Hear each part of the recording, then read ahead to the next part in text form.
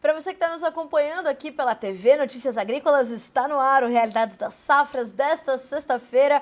Hoje é dia 14 de fevereiro de 2025, são 9 horas e 14 minutos pelo horário de Brasília. É hora de checarmos como estão as principais regiões produtoras do Brasil e juntos vamos construindo esse retrato da safra, trazendo o máximo possível, próximo de ti, o que está acontecendo em loco, né, nas principais regiões produtoras do Brasil. A gente tem focado muito na conclusão da safra de soja nesse momento e também no início da segunda safra de milho, que aliás já tem certo atraso, traz preocupações e tudo isso olhando principalmente para o cenário do milho, já há uma atenção maior à possibilidade de falta de produto, porque nós já temos um cenário global desequilibrado de entre oferta e demanda quando o assunto é milho. Aliás, nós temos aqui um comentário do seu Newton Della Villa, que diz o seguinte, ele é lá de Sinop, no estado de Mato Grosso, ele diz assim, ó, bom dia, Carla, Newton de Sinop, aqui na região, atraso no plantio de milho, vai faltar muito milho. A maior usina de etanol de milho está aqui em Sinop e está saindo mais 3 usinas na região. A perspectiva, seu Newton, é de que esse ano a utilização de milho para produzir etanol supere 25 milhões de toneladas. É um progresso, né? O desenvolvimento do Brasil constante, acontecendo. Bom, por isso, né, para a gente fazer esse retrato e entender detalhadamente cada recorte das safras, a gente vai começar com as entrevistas das safras aqui no Realidades. Nosso primeiro convidado de hoje é o vice-presidente da AproSoja Mato Grosso, Luiz Pedro Bier. Já conosco, Luiz, seja bem-vindo, meu amigo. É um prazer falar contigo mais uma vez, ter você aqui no Notícias Agrícolas para nos trazer a realidade aí do estado de Mato Grosso. Seja bem-vindo, bom dia.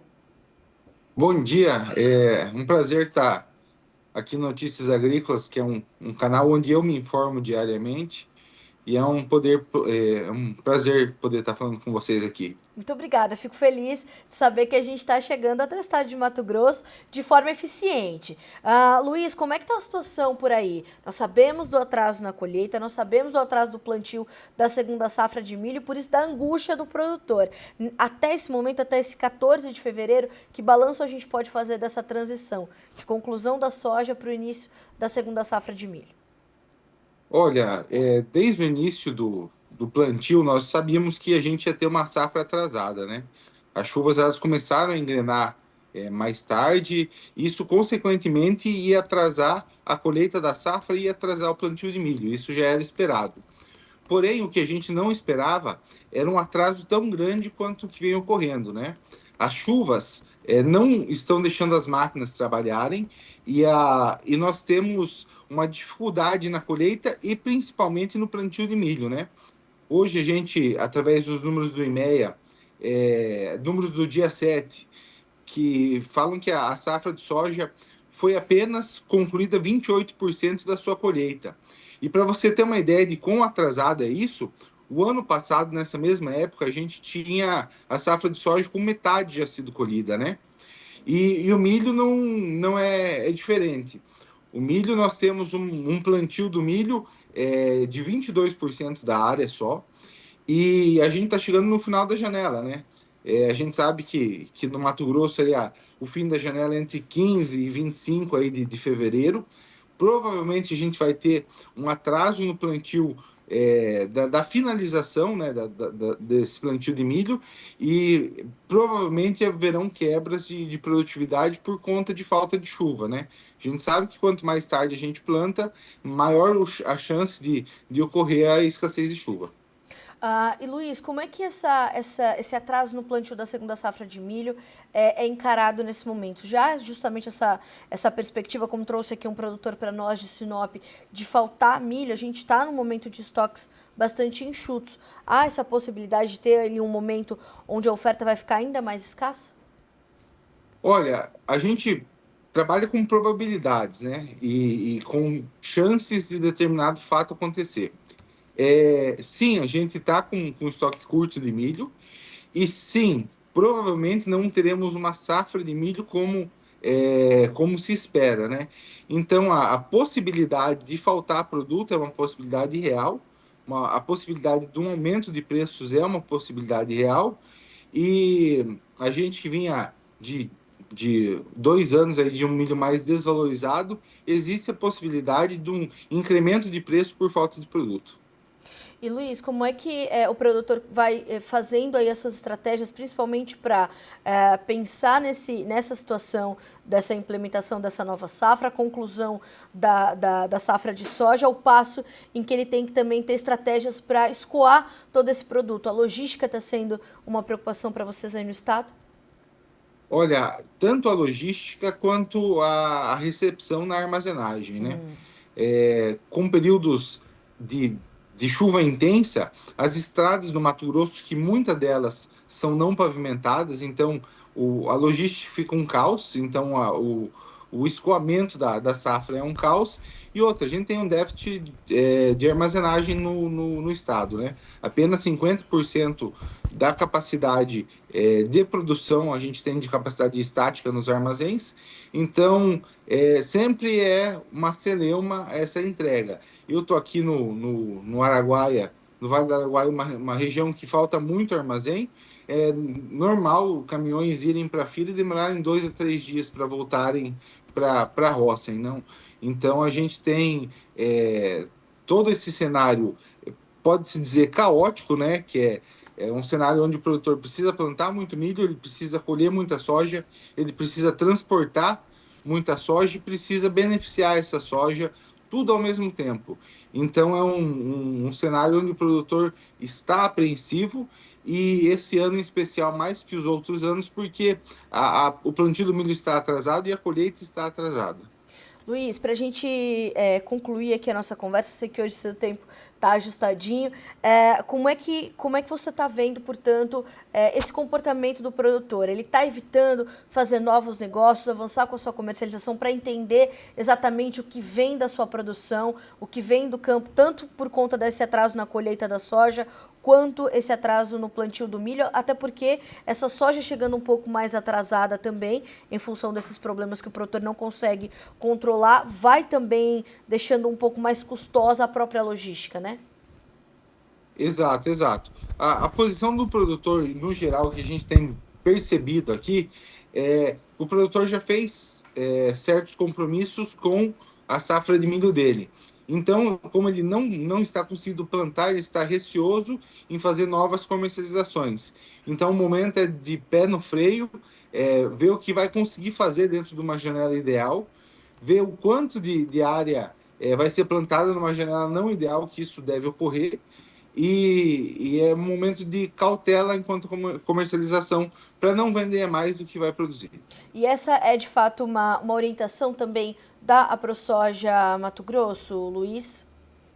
Sim, é uma orientação nossa, cautela nas vendas, né? É, não, a gente não pode se animar demais com as boas produtividades de soja e achar que isso vai acontecer no milho também, né? Então, o momento é de cautela. Luiz, e rapidamente para eu poder te liberar, essa semana também nós tivemos aquela informação da ProSoja Mato Grosso de que vocês estão olhando muito para as condições ali de algumas irregularidades no acesso ao crédito e nos custos de produção. Então tem, além de tudo, a burocracia também no radar da ProSoja Mato Grosso para que o produtor esteja bem orientado e não tenha que ter mais problemas com isso, né? Exato. Existem problemas nos créditos, a gente sabe, isso não é um assunto novo, né? E a ProSoja Mato Grosso tá olhando para isso com muita atenção para ajudar o produtor rural mato-grossense. A gente vai acompanhar isso de perto. Contem conosco para manter o produtor sempre bem informado e atualizado, viu, Luiz? Aqui a ProSoja tem portas abertas para você, para toda a associação. Muito obrigada por estar conosco. Bom dia, bom trabalho para você por aí, Luiz. Bom dia, bom trabalho, é um prazer estar aqui. Prazer é sempre nosso. Obrigada, volte sempre, meu amigo. Um abraço. Abraço. Luiz Pedro Bier, vice-presidente da AproSoja Mato Grosso, e veja o tamanho da preocupação nesse momento. Atrasa-se a colheita da soja, atrasa-se o plantio do milho, atrasa para chegar a soja, vai atrasar para chegar o milho. Falei sobre isso, contextualizei no início do Realidades das Safras de hoje. Então, há uma preocupação muito grande em relação a isso. Tem uma matéria falando sobre toda essa preocupação com o milho lá no noticiasagricolas.com.br, onde você pode entender em detalhes o que está acontecendo agora. E do Mato Grosso, nós vamos direto ao estado da Bahia, porque por lá nós tivemos, então, o primeiro caso de ferrugem asiática que foi tardiamente informado, né? Foi identificado, melhor dizendo. Então, nós vamos receber até me faltou aqui a informação, o Aloísio Júnior, que é gerente de negócios da IBA, para a gente entender, portanto, como fica essa situação, o que isso significa para a safra 2024-25, e justamente por ter sido identificado um pouco mais tarde esse primeiro caso de ferrugem. O Aloísio, então, ele é o gerente de negócios da IBA, que é a Associação de Agricultores Irrigantes da Bahia. Aloísio, bom dia, seja bem-vindo. É um prazer receber você aqui no Realidades das Safras, ter você conosco aqui no Notícias Agrícolas. Bom dia para você. Bom dia aí a todos os telespectadores aí nos Notícias Agrícolas. É um prazer estar falando com todos vocês aqui pela manhã, nessa manhã de sexta-feira, e que realmente foi uma notícia não tão agradável, né? Mas esse Verdade. foco de ferrugem foi identificado agora praticamente no início do fim da safra, né? Que a safra aqui no oeste da Bahia está se encaminhando para o final, mas a gente tem lavouras escalonadas em diversos ciclos fisiológicos. E, de certa maneira, esse foco ele foi identificado no dia 5 de fevereiro, mas foi validado em laboratório, né, constatado oficialmente em laboratório no dia 10 de fevereiro. Então, quais foram as medidas que foram tomadas nesse primeiro momento, né? A IBA ela conta com um programa fitossanitário, né? Um programa fitossanitário da soja, que ele desde da safra 17 e 18, ele de certa maneira ele vem demonstrando resultados e resiliência, né? Aqui na região. A gente conta com parcerias institucionais, né? Com algumas entidades aqui do agronegócio, com as fundações de pesquisa, né, com outras associações aqui da região, inclusive também temos uma parceria institucional e um acordo com a Agência de Defesa Agropecuária aqui do estado da Bahia. E, de certa maneira, esse conjunto de estratégias, né, de manejo que são empregados, de boas práticas agrícolas, de orientação e o cumprimento das diretrizes fitossanitárias aqui no estado, vem fazendo que, ao longo das safras, os focos de ferrugem eles ficam dentro da linha de controle. Então, foi o primeiro foco da safra, mas não é algo ainda que requer tanto alarde e preocupação, porque as medidas já foram tomadas, a área identificada já tomou suas medidas remediativas e foi intensificado o monitoramento aí nas áreas adjacentes aí daquela determinada microrregião e no respectivo município. Aloísio, embora não seja, como você falou, né, uma notícia tão agradável, é melhor que isso tenha aparecido nesse momento, né, como a IBA informou, foi noticiado tardiamente, no começo do fim da conclusão da safra. Como é que isso acontece neste período? É melhor que tenha sido identificado nessa fase? Perfeito. Divulgamos de forma tardiamente porque o que acontece? Normalmente os focos de ferrugem, se formos pegar o histórico, né, o histórico aí do patógeno no ciclo das safras, normalmente aqui na região da Bahia era em meados de novembro e início de dezembro. Sempre em novembro, dezembro, os focos primários de ferrugem chegavam aqui nas lavouras. Normalmente esse período, quando o patógeno se estabelecia a nível de campo, a sucessão, né, com o passar do ciclo fisiológico da soja era totalmente prejudicial, né, porque a ferrugem, o Pharcospora pachyris, o patógeno, ele se propaga facilmente pelo vento, Sim. né, as medidas anteriormente tomadas não eram tão eficientes assim, né, lá atrás, nos anos 2000, ainda estavam, né, avançando muito com relação à questão do estudo, a eficiência de fungicidas, a questão principalmente com relação à rotação de moléculas, né, as práticas ainda culturais e fitossanitárias. E, de certa maneira, com o passar do tempo, principalmente também através da criação do programa fitossanitário e as estratégias que os produtores vieram adotando com o passar do tempo, esse estabelecimento, esse início da doença, da chegada na safra, ele foi sendo de forma tardia. Então, já passou para o mês de dezembro, já passou para o mês de janeiro, e agora é a segunda safra que esse foco inicial ele aparece aqui na Bahia no mês de fevereiro. Então, de certa maneira, é considerado sim uma chegada tardia, porque muitas lavouras já estão já no período, no final de ciclo, no período reprodutivo, mas assim, não é algo também que porque chegou no final da lavoura não requer preocupação.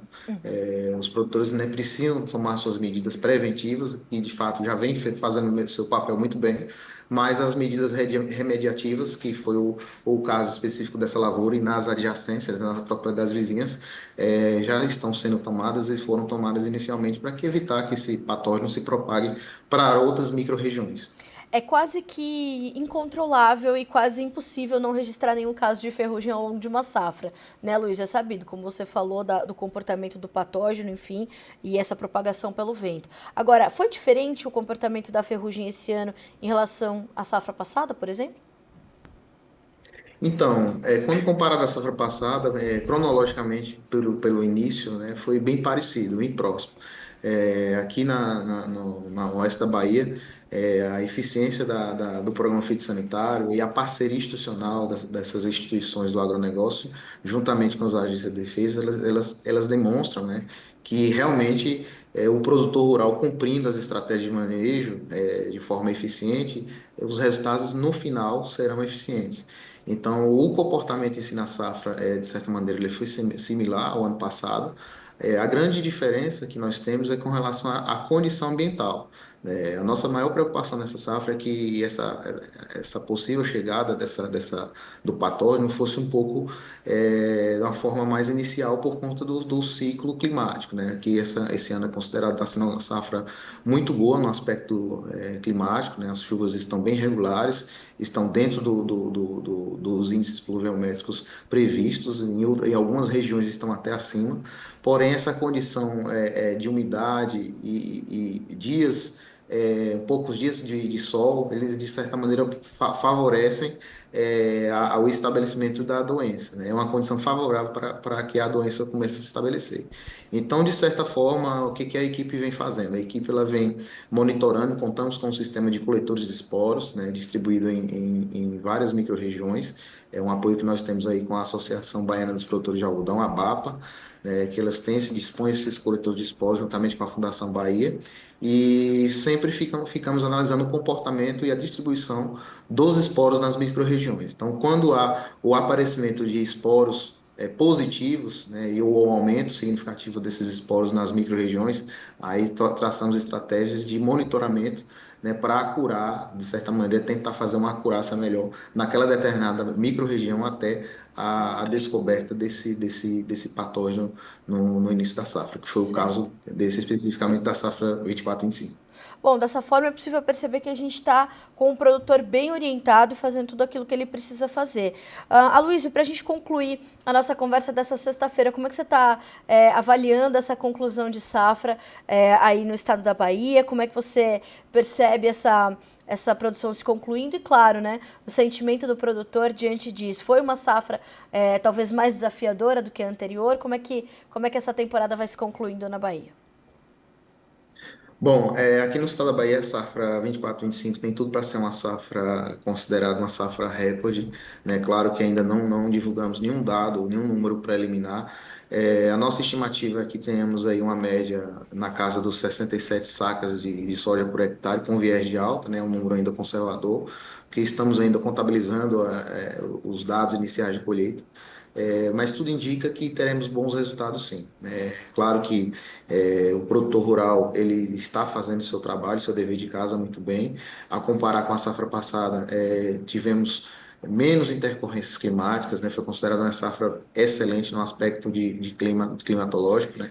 as chuvas estiveram bem distribuídas nas principais zonas de distribuição pluviométrica e de produção aqui no oeste da Bahia, mas nas próximas semanas traremos novidades aí com relação à questão aos números, né, os principais números de colheita, principalmente com relação às médias iniciais da safra, que esse ano estão demonstrando que serão bem superiores à safra passada.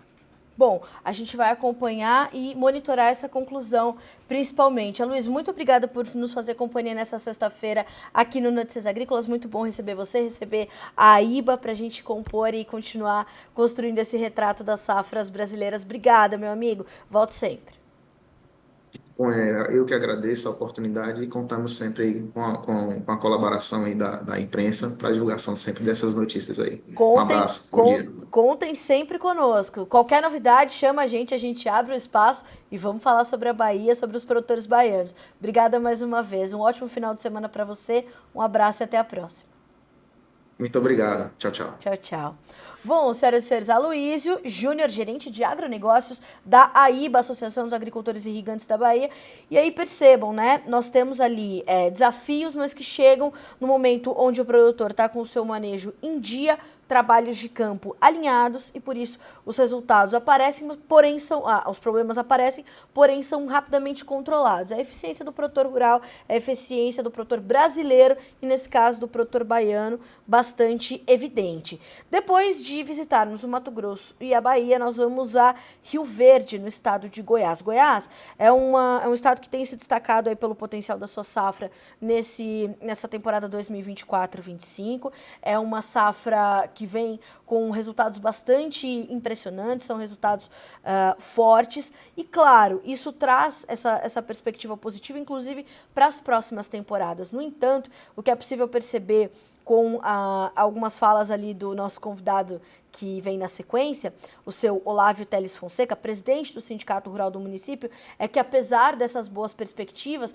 nós temos uma cautela ainda bastante mantida entre os produtores, né? Então nós temos esse quadro que precisa ser observado no município de Rio Verde. O município de Rio Verde é um dos municípios mais produtivos do estado de Goiás, é uma referência para o estado goiano quando o assunto é produção de grãos, e é isso que nós vamos entender já com o seu Olávio Teles Fonseca. A gente está finalizando aqui a conexão com ele. O que nós vamos, antes de chamar o seu Olávio, é ver as imagens que chegaram da AIBA sobre esse caso de ferrugem que foi identificado na safra 2024-25. Vamos conferir juntos, então, esses relatos. Olha só. A soja já sentindo de forma significativa, né? A ferrugem é uma doença que, quando acomete a soja, ela castiga de forma também bastante agressiva, mas como o Aloísio nos pontuou, controle, manejo, medidas, né, para evitar que essa doença se espalhe, o que é difícil de controlar, porque o fungo que causa a ferrugem, ele se espalha, né, muito rápido e de forma muito agressiva pelo vento. Então veja, né, uma lavoura desse tamanho, não tem como controlar também tudo.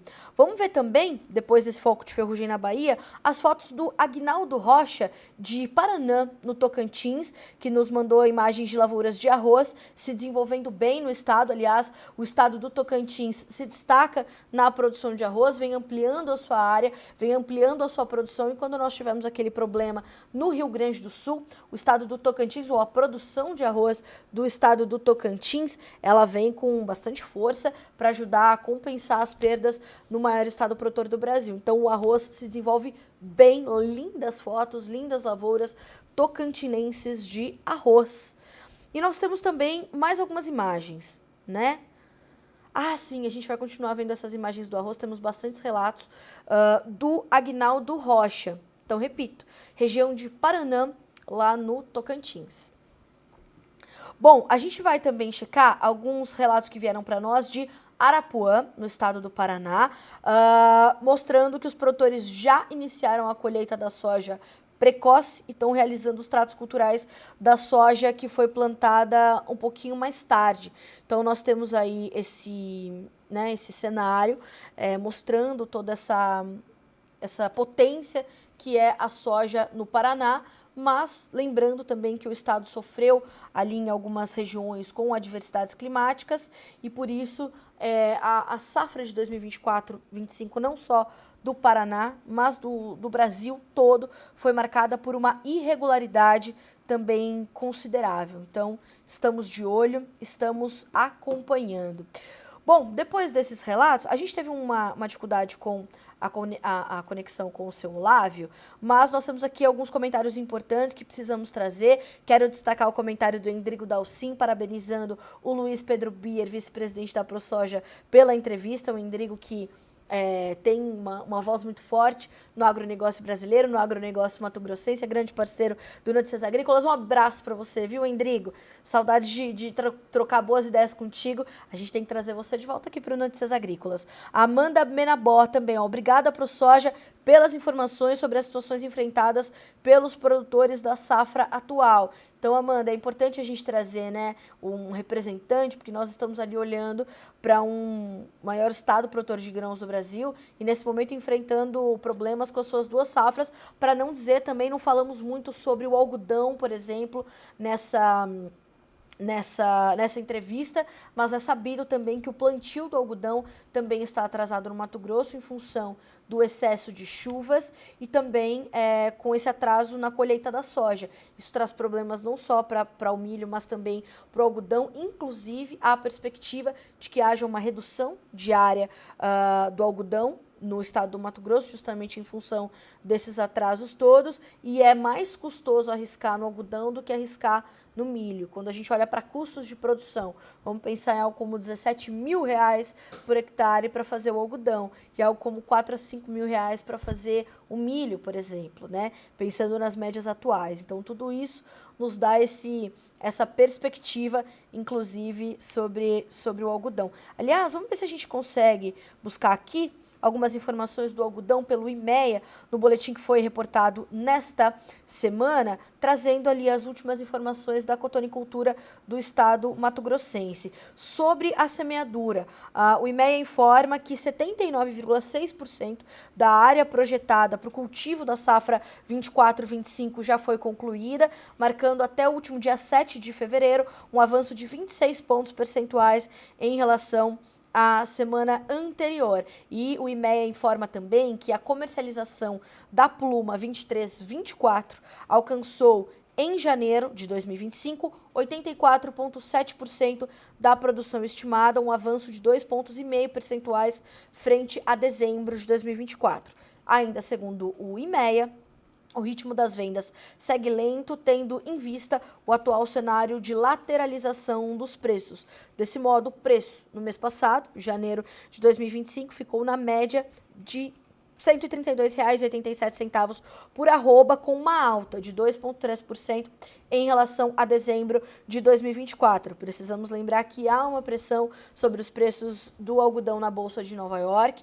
Os fundamentos são ali de pressão sobre esse mercado. Todavia, nessa sexta-feira, as commodities, inclusive, têm uma alta generalizada, sobem os preços de soja, milho, trigo, liderando, inclusive, os ganhos na Bolsa de Chicago, 2,5% de alta para o trigo hoje, sobem os futuros do açúcar, do algodão, também na Bolsa de Nova York, só o café que se distancia um pouquinho disso, porque ontem subiu demais, novos recordes, $4,38 por libra-peso, para o Arábica, e hoje é dia de realização de lucros, um pouco mais de 1% de queda agora, $4,34 por libra-peso, o mercado do algodão. Bom, nós temos também algumas outras informações, né, das safras, enfim, e a gente vai dividi-las com vocês também nesse momento. Vamos falar um pouquinho de laranja, porque foi reestimada a nossa safra de citros, né, a nossa safra de laranja, e segundo as informações do CPEA, apesar das chuvas, a laranja da safra 2024-25 segue com uma qualidade abaixo do esperado, algo que a gente vem também noticiando já há um tempo aqui no Notícias Agrícolas. Inclusive a Andressa Simão fez uma matéria muito completa sobre a citricultura brasileira nas últimas semanas, que vale também a revisita. As chuvas nesse começo de 2025 têm sido muito positivas para o desenvolvimento da safra 25-26 de laranja do estado de São Paulo. Por outro lado, para a temporada 24-25, alguns agentes consultados pelo Hortifruti CPEA relataram que, mesmo com as precipitações, a qualidade da fruta que ainda está sendo colhida segue ruim. Esse cenário é verificado sobretudo para a laranja pera Rio e para as frutas tardias. Vale lembrar que a menor qualidade da fruta que está sendo disponibilizada no mercado atualmente também está atrelada ao clima desfavorável ao longo do ano passado e, assim, mesmo com o volume considerável de chuvas voltando às regiões produtoras nas últimas semanas, as laranjas não conseguiram se recuperar. Vamos falar também sobre como os produtores com culturas irrigadas podem acionar o seguro agrícola. Essa é uma informação de serviço muito importante para você que está aqui acompanhando o Realidades das Safras. A estiagem severa que atinge o estado do Rio Grande do Sul tem causado expressivos impactos na produção agrícola, levando diversos municípios a decretarem, inclusive, situação de emergência. E entre os setores mais afetados estão tanto a pecuária quanto a agricultura, com destaque para as lavouras de sequeiro, mas também para as lavouras irrigadas que enfrentam dificuldades diante da escassez hídrica. O fenômeno climático associado à alta do dólar e ao consequente aumento dos custos de produção coloca os produtores em situação de alerta, exigindo medidas para minimizar os prejuízos e evitar os endividamentos excessivos. Então, os produtores rurais que contrataram o seguro agrícola devem se atentar aos procedimentos necessários para acionar a cobertura em casos de perdas significativas. O que precisa? Um laudo detalhado, elaborado por um profissional habilitado que relacione os efeitos da estiagem com os prejuízos na produção. Vai fazer esse laudo, vai documentar todas as suas perdas e vai apresentar para fazer a utilização, portanto, deste seguro. Informação de serviço para você que nos acompanha aqui no Realidades das Safras. Isso vale para qualquer situação. Estiagem, granizo, excesso de chuva, vendaval, o que quer que seja. Não mexe no que está ali. Isso, orientação dos advogados que a gente ouve quase sempre aqui no Notícias Agrícolas. Um dia sim, o outro também. Faz um retrato, detalha, chama um profissional habilitado, faz o laudo. Registrou a perda? Leva para as autoridades, vai levar para... Né? E tem ali ajuda, né? Sindicatos rurais, sindicatos dos trabalhadores rurais, a Federação de Agricultura do seu estado, as próprias AproSojas, elas estão ali para atender o produtor, para orientar o produtor. Então, faça isso. Você que está não só perdendo no Rio Grande do Sul, mas onde quer que seja, vá primeiro, faça o relato, o retrato, a documentação dos prejuízos causados pelo clima, leva para quem é da competência para tentar, então, fazer a utilização do seu seguro. Bom, e temos, então, essas últimas informações para concluirmos a nossa Realidades das Safras. Aliás, falamos de laranja, eu quero destacar também aqui a entrevista dada ontem pelo seu Arlindo de Salvo Filho, que é consultor em citricultura. Ele falou sobre os preços da laranja nesse momento e como nós temos uma qualidade um pouco inferior. E isso faz com que haja uma demanda um pouco mais recuada, mais contida, os preços já cederam um pouco mais. Então, a próxima safra já deverá ser de preços mais elevados, segundo o seu Arlindo, porque nós temos o greening, pegando ainda na produtividade, diminuindo a produtividade, a qualidade das laranjas e o clima também ajudando, né, com alguns pontos ali de adversidades em regiões importantes de produção, diminuindo a produção e promovendo, então, essa situação. Então, estamos de olho nisso. E, para finalizar, quero também sugerir a leitura para vocês das informações que estão disponíveis aqui em torno da declaração de ontem do presidente americano Donald Trump, que já se posicionou sobre o etanol brasileiro. Ontem ele trouxe as tarifas recíprocas, assinou uma ordem executiva e o que acontece? Ele citou o etanol brasileiro como um ponto ali onde pode ter essa tarifação. Diante disso, Claro, a repercussão foi imediata entre os representantes do setor aqui no Brasil. A Única já se posicionou, o ministro de Minas e Energia, Alexandre Silveira, também, outras associações de classe. Então, estão todos de olho nesse avanço da política tarifária de Donald Trump e como isso vai pegando aqui para o Brasil. Nós já fomos afetados ali no aço e agora o etanol na mira do presidente americano. Inclusive, não só o Brasil, né, mas os BRICS estão ali na mira do Donald Trump com essa política tarifária, não só os BRICS, mas também a União Europeia. Aliás, nesses últimos dias, a União Europeia já se manifestou, dizendo que está com as respostas prontas também para quando o Donald Trump vier com suas tarifas sobre os europeus. Uma informação que chegou, eu estava até esperando essa informação para concluir aqui o Realidades das Safras com vocês. O presidente Lula, ele deu uma entrevista a uma rádio paraense nessa manhã de sexta-feira, porque é lá que vai acontecer a COP30. E, enfim, tem muita crítica em torno disso. A COP30 do agro vai acontecer antes disso, também lá no Pará. A Associação dos Produtores Rurais Independentes da Amazônia estão ali de olho nisso tudo e vão fazer esse evento para dar voz ao agronegócio, ao produtor amazônico. Então, toda essa situação está na conta. Eu estava esperando chegar os detalhes dessa entrevista do presidente Lula para dividir com vocês, porque ele já confundiu o Pará com o Amapá, falou que Macapá é estado, fez uma confusão. E agora ele mudou completamente o discurso, falou que não é francês, americano, inglês que vai vir falar para a gente como é que é para tratar a Amazônia, mas até outro dia estava andando de mãos dadas com o Macron, com o Joe Biden, levou para tirar foto, né? E estava ali dizendo que eles precisam pagar para a gente preservar, mas agora diz que não são eles que vão falar como é que a gente tem que cuidar da Amazônia. Aí nessa entrevista de hoje, ele disse: o mundo virá a Belém beijar os pés da Amazônia. Como é bom de retórica o presidente da República. O presidente Lula disse nessa sexta-feira que pretende fazer o mundo ir a Belém para beijar os pés da Amazônia. A cidade receberá a COP30, evento que reúne líderes mundiais para discutir as mudanças climáticas. Segundo o presidente, abre aspas, todo mundo fala da Amazônia em qualquer planeta que você vá.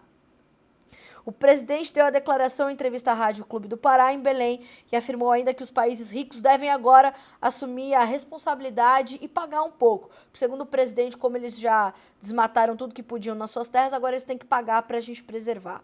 Vamos transformar Belém na capital da Amazônia para o mundo vir aqui. O mundo vem aqui beijar os pés da Amazônia. Estamos reivindicando o dinheiro dos países ricos. Eles já cortaram as árvores deles e precisam das nossas. Eita, Lula. E não bastando, ele tá bravo com o Ibama ainda, diz que esse lenga-lenga não pode continuar e que nós temos que explorar o petróleo ali na foz do Amazonas. Imaginem vocês se fosse no governo anterior. Ia ser um salve-se quem puder. 9h50 pelo horário oficial de Brasília. Essas são as informações que vão dando início à nossa programação da TV aqui no Notícias Agrícolas. E na sequência do Realidades das Safras, vem aí as informações do clima para você, o programa Previsão do Tempo com o Erickson Cunha, que vai, inclusive, responder as suas perguntas e como é que está o clima aí na sua região em tempo real. Nos acompanhe já às 10 horas da manhã. Continue conosco.